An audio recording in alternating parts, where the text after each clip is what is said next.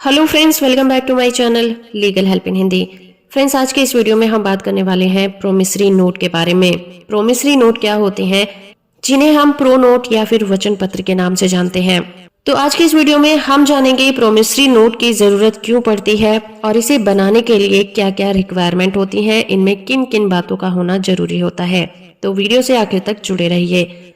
आइए समझते हैं पहले इसकी डेफिनेशन। प्रोमिसरी नोट, जिसे कि वचन पत्र या फिर प्रो नोट भी कहा जाता है। वचन पत्र को निगोशिएबल इंस्ट्रूमेंट एक्ट के सेक्शन 4 में डिफाइन किया गया है, जो ये कहता है कि प्रोमिसरी नोट एक रिटन इंस्ट्रूमेंट है। ना तो ये कोई बैंक का नोट है और ना ही कोई करेंसी नोट है। ये एक वचन पत्र है जो कि रिटन में होता है। प्रोमिसरी नोट बनाने वाला उस पर अपने सिग्नेचर करता है और उसमें किसी भी तरह की कोई शर्त नहीं होती। एक फिक्स अमाउंट को किसी व्यक्ति को देने का वादा यानी कि वचन किया जाता है। फॉर एग्जाम्पल, राहुल ने माया से अपनी दुकान के लिए थोक में कुछ सामान मंगवाया, मगर राहुल के पास नगद पैसे नहीं है जो वो माया को सामान के बदले दे सके।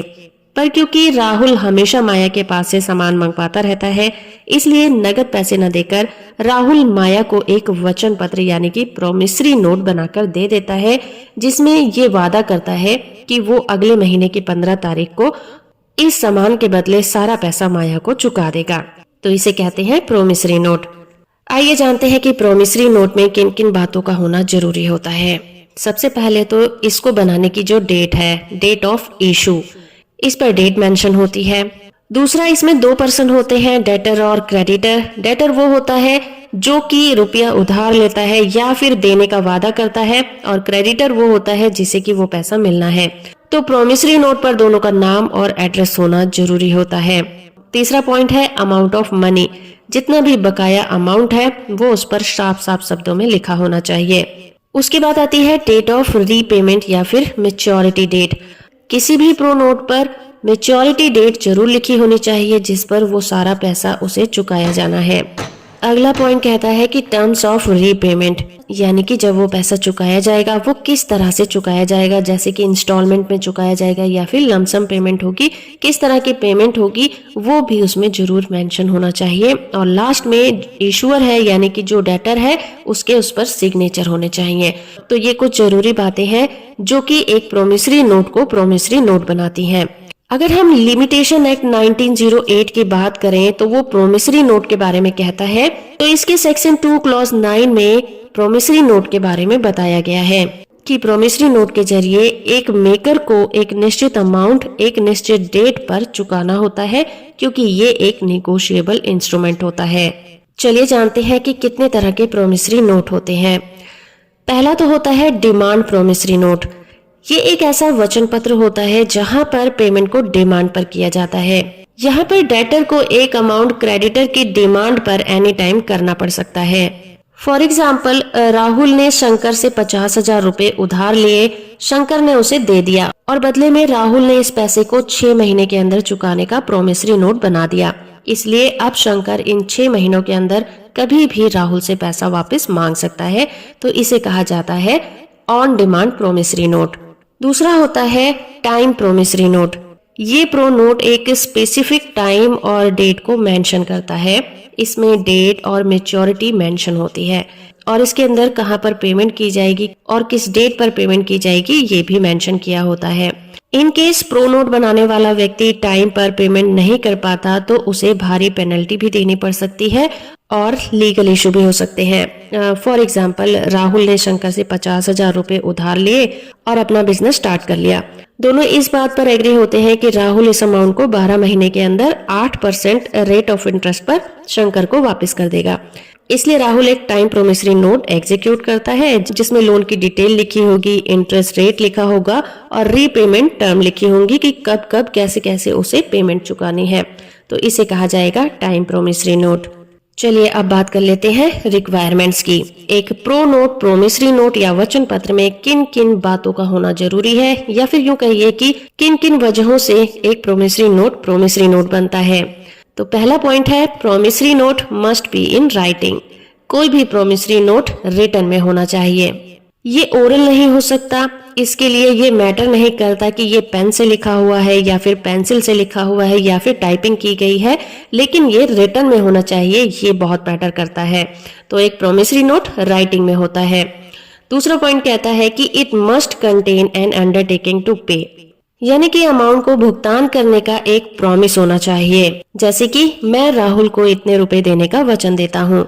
सिर्फ ये एक्सेप्ट करना कि मैंने पैसे उधार लिए हैं प्रोमिसरी नोट नहीं होगा।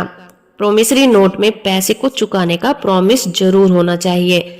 जैसे कि राहुल कहता है, शंकर मैं तुम्हें 50,000 चुकाने का वादा करता हूँ, ना कि ये लिखा हो कि मैंने शंकर से 50,000 रुपए उधार लिए हैं। तो उस कंडीशन में वो प्रोमिसरी नोट नहीं होगा। तीसरा पॉइंट है it must be N unconditional. कोई भी प्रोमिसरी नोट में किसी भी तरह की कोई कंडीशन नहीं होनी चाहिए। अगर प्रोमिसरी नोट में किसी भी तरह की शर्त लिखी गई है तो वो इनवैलिड प्रोमिसरी नोट हो जाएगा। जैसे कि मैं तुम्हें 50,000 रुपए देने का वचन करता हूँ, लेकिन मेरी बहन की शादी हो जाने के बाद, तो यहाँ पर बहन की शादी पता नहीं कब होगी, यहाँ पर बहन की शादी की शर्त रखी गई है, तो ये प्रोमिसरी नोट इनवैलिड होगा। अगला पॉइंट है it must contain signature of the promisor. अगर प्रो नोट बनाने वाले ने यानी कि डेटर ने उस पर साइन नहीं किया है तो ऐसा प्रोमिसरी नोट इनकम्प्लीट माना जाएगा। सिग्नेचर करना उस पर बहुत जरूरी है, चाहे सिग्नेचर पेन से हो या फिर पेंसिल से किया जाए। अगर डेटर एक अनपढ़ आदमी है या फिर उसके हाथ में किसी तरह की चोट लगी है, वो साइन नहीं कर सकता है, तो वो अपना लेफ्ट थंब का इम्प्रेशन भी उस पर दे सकता है। ऐसी कंडीशन में वो प्रो नोट वैलिड हो जाएगा। अगला पॉइंट है the sum payable should be in money and money, यानी कि प्रो नोट एक ऐसा डॉक्यूमेंट है जिसमें सिर्फ और सिर्फ एक ही तरह का कंसिडरेशन आता है, दैट इज मनी। इसमें सिर्फ पैसों के लेन देन की ही बात होनी चाहिए, तभी वो प्रो नोट बनता है। फॉर एग्जाम्पल राहुल शंकर को एक प्रो नोट बनाकर देता है जिसमें लिखा होगा कि वो शंकर को 50,000 रुपए और एक ब्लैक हॉर्स आने वाले 15 तारीख को देगा। तो यहाँ पर जो प्रोमिसरी नोट बनाया गया है वो इनवैलिड होगा, क्योंकि यहाँ पर पैसों के अलावा एक घोड़ा देने की बात कही गई है। अगला पॉइंट है द पेई मस्ट बी सर्टेन, यानी कि पाने वाला एक निश्चित व्यक्ति होना चाहिए। लॉ ऑफ कॉन्ट्रैक्ट के प्रोविजन के अकॉर्डिंग जिन दो लोगों के बीच में कॉन्ट्रैक्ट होना है वो कोई सर्टेन पर्सन होना चाहिए या फिर कॉम्पिटेंट पर्सन होना चाहिए। वचन पत्र में उस व्यक्ति का नाम जरूर होना चाहिए जिसे कि मनी लौटानी है। अगर उसमें किसी व्यक्ति का नाम नहीं है तो प्रो नोट इनवैलिड हो जाएगा। और साथ ही प्रो नोट बनाने वाला और पाने वाला व्यक्ति एक ही नहीं होना चाहिए। यानी कि अगर उसमें ये लिखा गया है आई प्रॉमिस टू पे माई सेल्फ, यानी कि मैं अपने आप को पैसे चुकाने का वचन करता हूँ, तो ये प्रो नोट एक इनवैलिड प्रो नोट कहा जाएगा। अगला पॉइंट है स्टैम्प ड्यूटी। अगर कोई pro note payable on demand है तो प्रो नोट को स्टैम्प ड्यूटी की जरूरत होती है। अगर इसका अमाउंट 250 रुपए या 250 रुपए से ज्यादा और 1,000 रुपए से कम है तो payable of demand bill of exchange के रूप में स्टैम्प ड्यूटी के लिए लायबल हो जाएगा। और आखिरी पॉइंट है रजिस्ट्रेशन। किसी भी प्रो नोट यानी कि वचन पत्र को रजिस्ट्रेशन की जरूरत नहीं होती है, तो इस पर सिग्नेचर ही काफी होते हैं, इसे रजिस्टर कराने की जरूरत नहीं होती है। तो दोस्तों ये था एक छोटा सा video pro note, promissory note या वचन पत्र के ऊपर। होप कि आपको ये वीडियो पसंद आया होगा। अगली वीडियो आप किस टॉपिक पर देखना चाहते हैं हमें कमेंट करके जरूर बताइए। ऐसी ही लीगल जानकारियों से अपडेट रहने के लिए आप हमारे चैनल को सब्सक्राइब कर सकते हैं। वीडियो अच्छी लगी है तो आप इसे लाइक जरूर करिए।